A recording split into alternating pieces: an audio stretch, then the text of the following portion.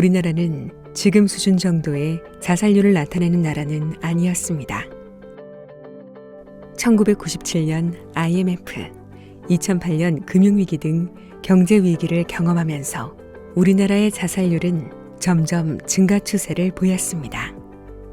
그 중에서도 특히 중장년의 자살은 큰 범위를 차지했습니다. 2024년 통계청 사망 원인 통계에 따르면 연령대별 전체 자살 사망 중 전국과 서울시 모두 50대의 사망자 수가 가장 많았습니다. 특히 50대 남성의 경우 전체 자살 사망자 수의 19.9%를 차지했습니다.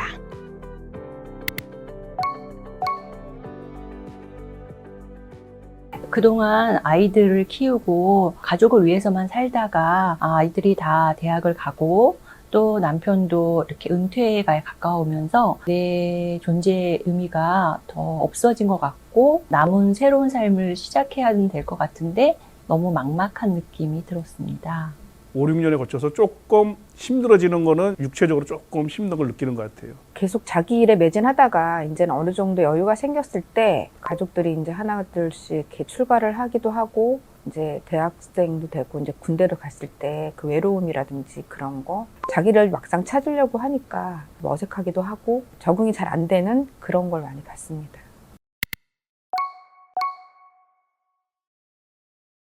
애들 이렇게 미래가 보이잖아. 저러면 안 되는데 할 때 속상해하고 말하기 사실 좀 어렵거든요. 그런 것도 있고 또 주로 부모하고 관계가 안 좋을 때 이게 사실 말하기가 그렇게 좋은 건 아니에요. 근데 그래도 어느 정도 친밀해지면 그래도 부모 얘기도 하고 형제 이야기도 하고 그때 이제 조금씩 이런 게 있구나 하는 걸 느낄 수 있죠. 같이 한 사람도 있어야 밥을 먹고 또 나가서 잠깐 같이 놀고 얘기도 하고 그러면 하루가 잘 가는데 그게 없으면 막 굉장히 힘들 거요. 그러니까 집의 내부에서 가족들 간의 관계가 아주 좋으면 괜찮아요. 가족하고도 관계가 안 좋은데 바깥에도 없다. 이러면 아마 좀 괴롭죠. 처음에는 잠이 안 온대요. 그리고 밥맛이 없고 무기력하다. 그런 말을 많이 들었고 막상 어떤 사람한테 말을 하고 싶은데 말을 할 사람이 없다. 담배를 이렇게 만약에 자기 방에서 피웠었다면 그 당시에는 불안해하면서 온 방에서 다 피고 막 불안해하고 잠을 못 잤던 것 같아요. 그리고 병원에 저는 한 번인가 두 번밖에 안 간 것 같았는데 막상 간 다음에 조사를 해보니까 서너 번을 갔더라고요. 저 모르게. 제가 도움이 된 거는 별로 많지는 않았던 것 같아요. 그냥 종교를 믿었기 때문에 제가 안 믿는 사람인데도 불구하고 그냥 좋은 건 아니까 가서 열심히 기도를 해다오 뭐 이렇게 감사기도도 하고 하라고 하는데 그리고 좀 언어 폭력이 좀 있었던 것 같고요. 약간 소외감도 느꼈던 것 같아요. 네.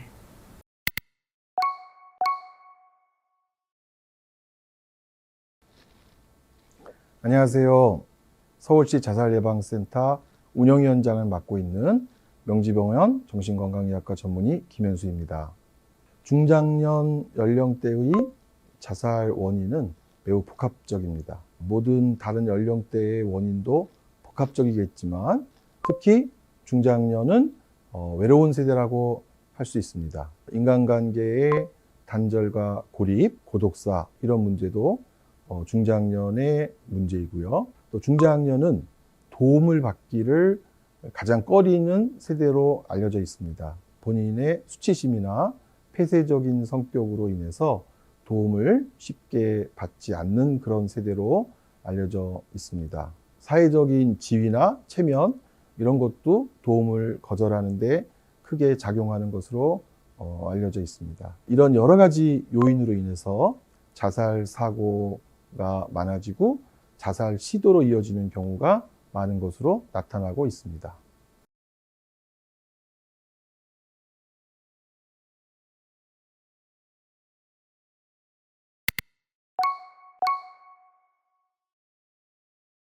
주변에 같은 중장년으로서 아들의 대학 진학과 이렇게 진로 문제로 많이 고민하고 부부간의 갈등으로 굉장히 힘들어하던 친구였는데 이제 50플러스 센터에서 저와 같이 환경 수업을 듣고 같이 봉사단으로 같이 하면서 자신에게 있는 숨은 손재주들을 개발하면서 굉장히 뿌듯해하고 거기서 더 다음에 것들을 배우고자 하는 쪽으로 관심을 더 나아가는 것을 보면서 저도 굉장히 가까이서 이렇게 뿌듯함을 느꼈습니다. 많은 분들이 생각하는 게 뭐냐면 외로움이에요. 첫 번째가 외로움이고 두 번째는 존중받지 못한다는 느낌이거든요. 만나주고 밥 먹고 얘기하고 같이 시간 보내주는 거 이게 제일 좋은 것 같아요. 제 생각에는요. 네. 코로나 때문에 이제 배우자를 잃으셨는데 그 어떤 분이 이제 권해서 한 달 정도 그 절에서 이렇게 계시면서 많이 위안을 받으셨대요. 저도 또 종교 쪽에서 많이 이렇게 위안을 받았기 때문에 제가 거기에 대해서 참 잘하셨다고 그랬더니 그분이 이제 너무 도움이 된다고 자기가 주변에서 자기 일을 얘기를 해야 되는데 이걸 어떻게 해야 되겠냐. 그래서 굳이 억지로 얘기하시지 않으셔도 된다. 그냥 있는 대로 나중에 편하게 말하고 싶을 때 말씀하셔도 된다고 말씀드렸더니 너무 도움이 많이 됐다고 하셔서 그러면은 다행이라고 제가 말씀드렸습니다.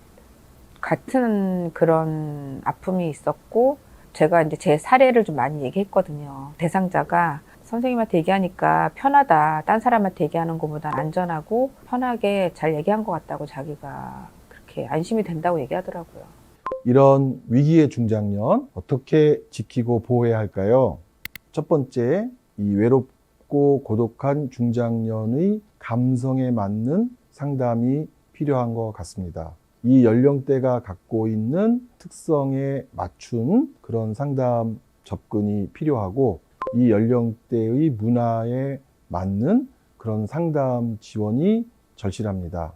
연령대에 맞는 상담사 분들이 이분들의 특성에 맞춘 그런 다양한 상담이 지금보다 훨씬 늘어나면 이분들이 이 외롭고 고독한 자리에서 벗어나서 함께 상담에 많이 참여할 수 있지 않을까 생각합니다. 두 번째, 이런 위기의 중장년을 위한 사회적 공간, 사회적 자리가 필요한 것 같습니다. 아무래도 재기해야 할 50대 중장년 분들이 많은데요. 인생 이모작, 50 플러스 다양한 다시 공부하고 다시 일어서고 다시 함께 할 수 있는 그런 여러 사회적 공간이 많이 있다면 우울하고 외롭고 의욕이 꺾였던 그런 분들이 다시 꺾이지 않는 마음을 갖고 출발할 수 있지 않을까 생각합니다.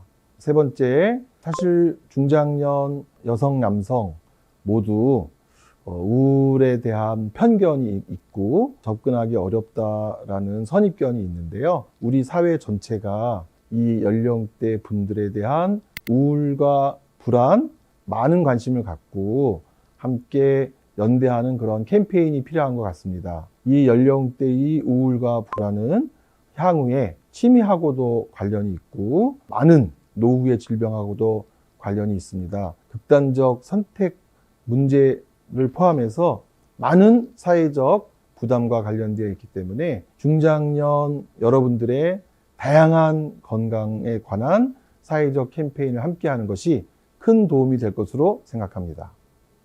우리 모두 생명 존중 활동 전략을 통해 중장년을 지켜주세요. 생생하게 포착하기, 명확하게 물어보기, 존중하는 태도로 들어주기, 중요사항 전해주기.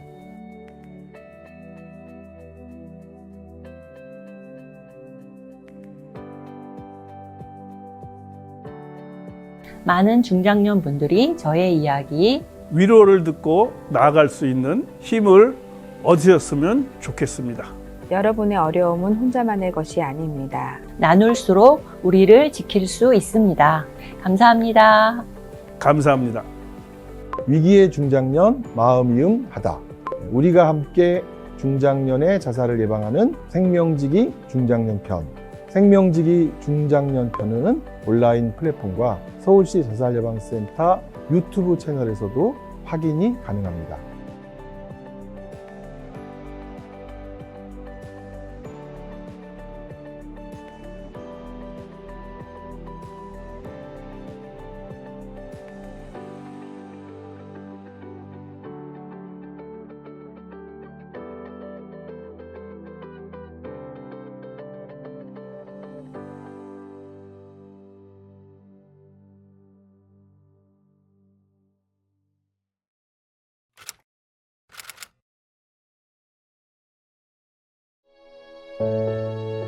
주변 사람들이 자살에 대한 생각으로 힘들어할 때 우리는 생명 지킴이가 되어 그들을 자살로부터 지켜낼 수 있습니다. 생명 지킴이란 주변에서 자살 고위험군을 발견하게 되면 적절한 위기 상담 서비스를 받을 수 있도록 전문기관에 연계하여 자살을 예방하는 사람을 말합니다. 생명 존중. 서울 생명지킴이 교육의 핵심적인 철학입니다. 생생하게 포착하기, 명확하게 물어보기. 존중하는 태도로 들어주기, 중요사항 전해주기. 주변 사람들이 자살에 대한 생각으로 힘들어하고 있다는 것을 발견하면 우리는 생명 존중 활동 전략을 활용하여 대화를 시작해 볼 수 있습니다. 자살에 대해 생각하고 있는 주변 사람들의 변화를 살펴보아야 합니다. 그들의 언어, 행동, 상황에 어떤 변화가 나타나는지 생생하게 포착하는 것이 생명 지킴이의 첫 번째 전략입니다. 가족 또는 친구가 직접적으로 죽고 싶다는 말을 하거나 간접적으로 힘들다는 표현을 하고 있다면 불면 또는 과수면, 식욕저하 또는 폭식, 주변 정리, 감정 기복, 대인 기피, 자해 행동, 외모 무관심 등의 행동 변화가 있다면 경제적 어려움, 상실에 대한 경험, 외로움, 질병, 폭력 등에 대한 스트레스 상황에 처해 있다면 이것은 자살에 대한 위험 신호를 보내는 것일 수 있습니다. 지금부터 자살 시도자의 인터뷰를 통해 위험 신호를 살펴보겠습니다. 한 20여 년 전에 남편과 사별을 하고 살아오면서 그냥 너무너무 힘이 들었어요. 그러니까 혼자 견뎌내기가 너무 이제 힘들어서 이 세상을 떠나야 되겠다는 생각을 참 많이 했었어요. 그러니까 그 생각을 늘 하고 있었던 것 같아요. 그냥 정말 너무 견디기가 힘들었어요. 예. 항상 이 세상에 나 혼자 던져진 것 같은 그런 느낌, 사람들과의 소통을 완전히 끊어야 되겠다. 이제 이런 것들 때문에 이제 혼자 고립된 생활을 좀 많이 했던 것 같아요. 예. 은둔 생활을 하게 되더라고요. 이제 사람들과의 관계를 다 끊고 그냥 혼자 있는 시간, 뭐 일 외에는 항상 혼자 있는 시간. 그러다 보니까 더 외롭고 힘들고 고독하고 이제 그랬던 건데 최근에 한 5, 6년 전에 이제 그 마지막으로 자살을 결심했을 때는 이제 막 보험 증권 같은 거를 막 정리를 하게 되더라고요. 자격지심에 그러니까 사람들은 그냥 무의식 중에 한마디씩 던지는 것들이 나한테는 상처가 되고 내가 혼자 사는 여자라서 저렇게 말을 하는 건가? 이제 이런 것들 나를 비난하는구나, 나를 무시하는구나. 가장 힘들었던 거는 일단은 사랑하는 사람들이 내 주변을 자꾸 떠나는구나에 대한 이제 큰 상실감, 우울감, 그런 것들이 정말 많이 힘들었던 것 같아요. 이러한 변화는 유족의 인터뷰에서도 확인할 수 있습니다. 그냥 말하는 그때 언젠가부터가 너무 달라지더라고요. 항상 물어보는 건 저였어요. 뭐해? 밥 먹었어? 어디야? 그래. 아니면 답장을 아예 안 하거나 안 먹던 과자, 젤리, 사탕 갑자기 이런 거를 전혀 입에도 안 대던 친구인데 바로 그렇게 폭식으로 이어졌어요. 동생이 나 수염도 많이 나고 많이 뚱뚱해 누나, 뭐 남자친구랑 같이 왔으면 남자친구 보여주지 마 이러더라고요. 알겠어, 누나만 갈게 해서 갔더니 정말 제가 본 그 애가 아닌 거예요. 육아서 제대를 할 만큼 좀 우울증이 그때부터 극심하게 왔던 것 같고, 또 본인 주변의 친구들이 대학보다 취업으로 바로 넘어간 친구들이 돈을 좀 더 벌다 보니까 이제 좀 자격지심이 많이 비유가 됐나 봐요. 그렇다면 생명지킴이는 어떤 상황을 포착했을까요? 69세 어르신인데 그분은 우울증이 있으셔가지고 자꾸 작아진다고 말씀을 하시더라고요. 자꾸 밖에 나가기도 싫고 몸이 안 좋으니까 우울증이 있다고 수면제 아니면 주무시질 못하신다고 하시더라고요. 대인관계도 하기 싫고 그래서 자꾸 집에만 있고 싶고 눕고 싶고 먹고 싶지도 않고 그렇게 잠도 안 오고 그래서 우울증인 것 같다라고 당신이 말씀을 하시더라고요. 우리는 상대방이 직접적으로 죽고 싶다는 표현을 하지 않았더라도 자살의 위험 신호를 생생하게 포착해낼 수 있어야 합니다. 이제 그들에게 다가가 최근에 무슨 일이 있었는지, 혹시 자살에 대해 생각하고 있는지 물어보며 이야기를 시작해야 합니다. 가족이나 친구의 자살 위험 신호를 포착했다면 자살이라는 단어를 활용하여 명확하게 직접적으로 물어봐야 합니다. 자살을 생각하고 있는 사람에게 자살에 대해 질문하면 이야기하는 과정에서 감정이 환기되어 자살 생각을 감소시킬 수 있습니다. 그러니 여러분이 느끼고 있는 두려움과 부담감을 잠시 내려놓고 상대방을 위해 명확하게 질문해 주세요. 그리고 자살 생각에 대해 질문을 할 때는 상대방의 자살 위험성이 어느 정도인지 파악하는 것도 필요합니다. 먼저 자살 위험성을 평가하기 위해서는 5가지 질문을 해볼 수 있습니다.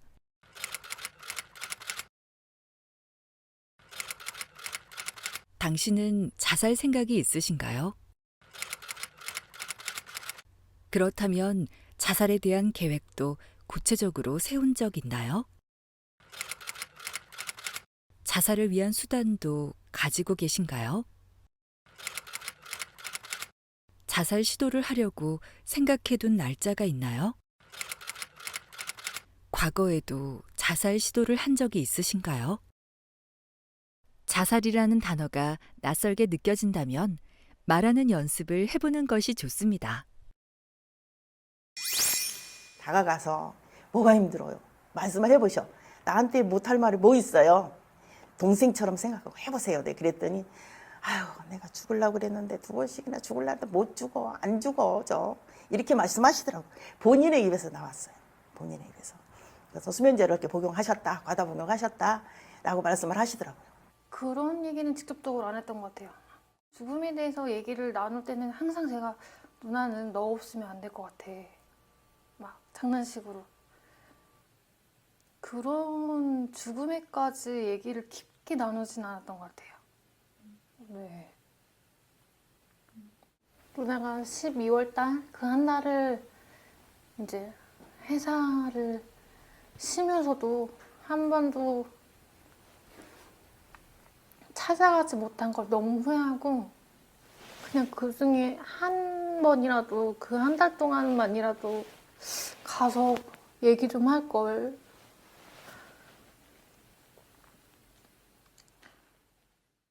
생명 존중의 명은 명확하게 물어보기인데요. 자살에 대해서 생각하는지에 관해서 아주 직접적이고 명확하게 물어보는 것으로 구성되어 있습니다. 그것이 이제 자살에 관해서 얘기할 수 있는 문을 여는 좋은 질문이라고 하는 것을 잊지 말아 주시기 바랍니다. 자살 위험 신호를 포착하고 자살에 대해 명확하게 물어볼 때는 항상 상대방을 존중하는 태도로 들어주셔야 합니다. 자살 생각을 한다고 비난하거나 상대방의 이야기를 사소한 일로 취급하게 되면 마음의 문을 닫아버릴 수 있습니다. 내 경험을 기준으로 조언하거나 가르치려 하지 말고 상대방이 더 많은 이야기를 할 수 있도록 있는 그대로 들어주는 것이 중요합니다.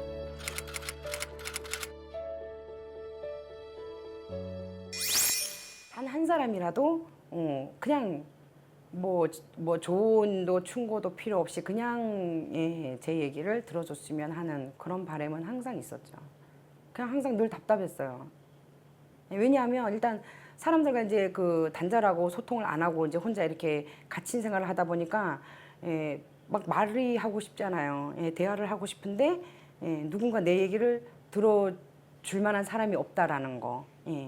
나한테는 아무 일도 아닌 일이 그 자살을 시도하는 사람한테는 엄청나게 큰 일일 수 있잖아요. 그렇기 때문에 나와 다르구나, 다름을 좀 인정을 했으면 좋겠어요. 나한테는 별일 아닌 일들이 그 아픔을 겪는 사람들은 엄청나게 자기 목숨을 끊을 정도의 아픔이기 때문에 정말 많이 힘들겠구나, 정말 많이 아프구나, 나와 다름을 반드시 인정을 해야 된다는 거. 그 다음에 그 사람을 존중해줘야 된다라는 거. 네, 그렇군요. 그랬었군요. 네. 그렇구나. 가끔은, 그렇구나. 그러셨구나. 많이 힘드셨겠다. 그런 일이 있었어요. 이렇게 같이 공유를 하면서 서로. 마음이, 그 말씀을 하시는 그 마음이 내 마음에 닿으니까 나도 내 언니처럼, 내 부모처럼 그런 진정한 마음이 나오잖아요. 진정한 마음으로 대화를 하죠. 항상 길거리에서 만나면 포옹을 해요. 끌어안고 언니 반가워요 이렇게. 그래서 이제 점점 더 가까워지잖아요. 그러면서 그 사람이 나를 믿고 속에 있는 말을 털어놓고 이렇게 할 수 있도록. 지금까지 자살 위험성이 있는 사람을 발견해서 위험 징후를 포착하고 자살에 대해 명확하게 물어보고 존중하는 태도로 들어줬다면 마지막으로 상대방을 위해 중요한 사항들을 전달해줘야 합니다. 보건소 선생님이죠. 그러니까 간호 선생님이죠. 간호 선생님한테 어디 몇 동에 몇 호에 사시는 언니가 계시는데 그 언니가 너무 우울하시고 마음이 우울하시고 살고 싶지 않대. 그리고 너무 힘들어하셔요. 한번 방문 한번 해보세요. 선생님은 기술이 있잖아. 간호 선생님들은 방문 간호사 선생님들 기술이 있잖아요. 그래서 그런 식으로 연결해 드렸어요. 서울시에서는 모든 자치구의 보건소와 정신건강복지센터에서 정신건강과 자살 예방 상담을 진행하고 있습니다. 전문기관의 도움을 받을 수 있도록 권유하여 상담 동의를 받은 후 가까운 보건소나 정신건강복지센터에 생명지킴이가 직접 전화해 내용을 전달해 주시면 됩니다. 자살 예방 상담 전화 109는 24시간 전화 상담이 가능하며 생명이 위험하다고 생각되는 응급 상황이라면 본인의 동의가 없더라도 112, 119에 신고하여 안전을 먼저 확보해 주셔야 합니다. 생생하게 포착하기, 자살 위험 신호를 보내고 있는지 말, 행동, 상황의 변화를 포착해 주세요. 명확하게 물어보기. 자살에 대해 생각하고 있는지 명확하게 물어봐 주세요. 존중하는 태도로 들어주기, 비난이나 조언하지 말고 있는 그대로 들어주세요. 중요사항 전해주기. 자살 생각으로 힘들어하는 사람에게 전문기관을 알려주고 동의받아 연결해주세요.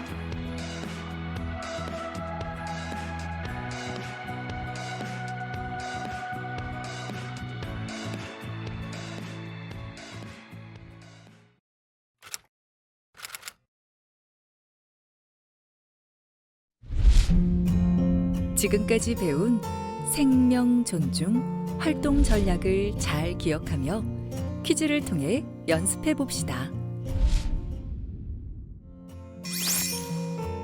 이제 여러분은 생명 지킴이가 되기 위한 기초 과정을 모두 배우셨습니다.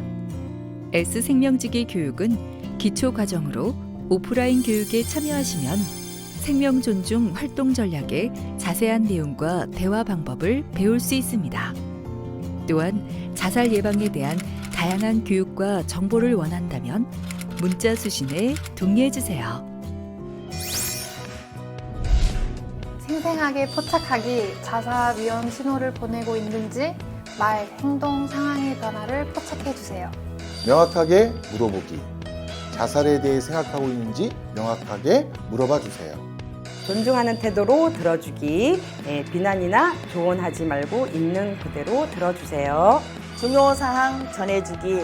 자살 생각으로 힘들어하는 사람에게 전문기관을 알려주고 동의받아 연결해주세요. 서울시 생명지킴이 여러분, 이웃이 가장 이제 소중한 저희의 자원이자 힘인 것 같아요.